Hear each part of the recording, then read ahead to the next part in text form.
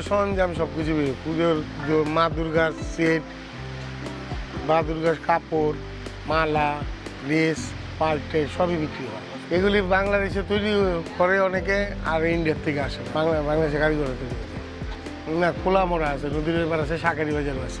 বিক্রি তো ভালোই হতো, কিন্তু এই বছর খুব একটা ভালো বিক্রি নেই।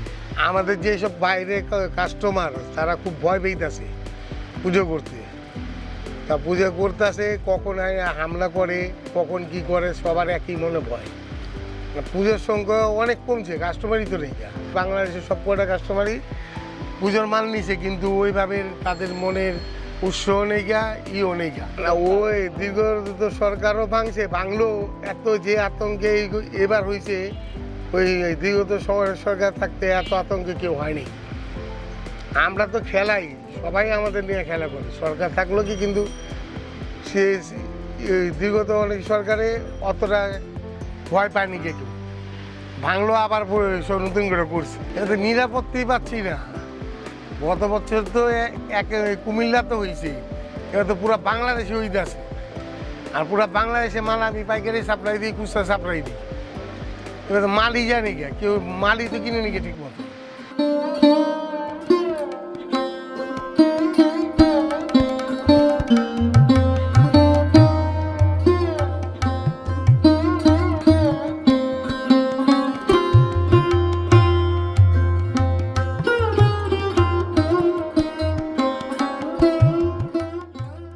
আমার নাম সুকুমার সেন। কুলোর মধ্যে, চালনের মধ্যে, প্রদীপের ভিতরে, মাটির ঘটির ভিতরে এইভাবে করে জীবন কাট এখন চলছে আমার। কুলোর ভিতরে যে কোনো আর্টিকেল হোক, মানুষের পোর্ট্রেট পর্যন্ত আমরা বানিয়ে দিতে পারি। যে কোনো দেবদেবতা আমরা বানাতে পারবো, আলপনা করতে পারবো। সামনে দুর্গাপুজোর জন্য আমরা চিন্তা ভাবনা করেছি যে এদিকে লক্ষ্মী পুজো আস্তে আস্তে, লক্ষ্মীর সরা কিছু, তারপরে এদিকে কিছু আলপনা, কুলো, প্রদীপ, ঘর, এই সমস্ত নিয়ে আমরা এখন ব্যস্ত। সে রঙের যে দাম, সেই রঙের দামের জন্য আমরা এখন পোষানো যায় না। এখন মাটির দামও বেড়ে গেছে, কুলোর দামও বেড়ে গেছে। সামথিং কিছু থাকে আর কি, এই 100-150 টাকা আর কি মোটামুটি একটা বড় কুলোতে থাকে। ছোটো কুলোতে এই 50-60 টাকা থাকে আর কি। আর ঘটিতে 20-30 টাকা থাকে, ঘটি বাটিতে। এখন আমার এই কাজের পেশাটা আমরা ভুলতে পারিনি, যেহেতু একটা নেশা হয়ে গেছে। কাজ না করলে ভালো লাগে না, যে কারণে এখন এটাকারই নিয়ে আমরা জীবন কাটটা বেঁচে আছি। সৃষ্টিকর্তা বলতে পারবে যে বেচা কেনা কী হাল হবে না হবে, আমরা তো চেষ্টায় আছি যেহেতু ভালো হোক, মানুষের সবারই মঙ্গল কামনা করি। কিন্তু এই যে বৃষ্টি আর এইভাবে পুজোগুলো যেভাবে বাইরের সাইডের দিকে আক্রমণ হচ্ছে, মানুষের একটা আতঙ্ক হয়ে গেছে। এখন কিভাবে যাবে এটা ঈশ্বর ছাড়া আর কেউ বলতে পারবে না।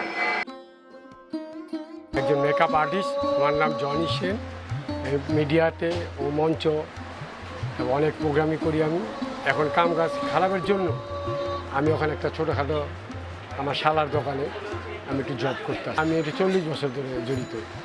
ওই পেশার থেকে চলে আসি, কাম কাজের অবস্থা খারাপ, কাম নেই। কাম না থাকাতে আমি খুব বিপদে আছি। এতে আমার শালার দোকানে আমি একটু সময় দিই। আমাদের অভিজ্ঞতা অনেক, যারা নতুন আছে ওদের থেকে বেশি অভিজ্ঞতা। আমরা যে কোনো মুহূর্তে একটা মানুষের রূপ চেঞ্জও করতে পারি, আবার মানুষটাকে উজ্জ্বলও করতে পারি। একটা মানুষ বলবেন ওখানে দেখা গেল ওই দাড়ি লাগাইতে পারে না, নেটে দাড়ি লাগায়, আমরা কেরেপ দিয়ে দাড়ি লাগায় দেখাই দিচ্ছি। হ্যাঁ, আমি একটু সরকার থেকে সহযোগিতা পাই বছরে একবার।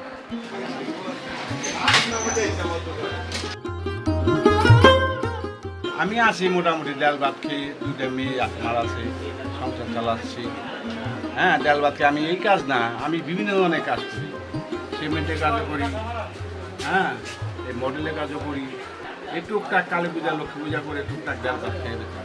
মেয়ে বিয়ে দিয়েছি, আরেক মেয়ে আছে, মেয়ে বিয়ে দিতে পারলেই আমি, ছেলে থাকলে টুকটাক করতাম আমার সাথে। এইসব খাটনির কাজ, এই যে কাজ আমরা করছি, কিন্তু এখনকার পোলাপানটা করতে পারবো। এই আমাদের যে বয়সে কিন্তু শেষ, তারপর আর ভবিষ্যতে বলতে পারবো না। আমি বলতে পারবো না, আমার বড় ভাই বলতে পারবো না।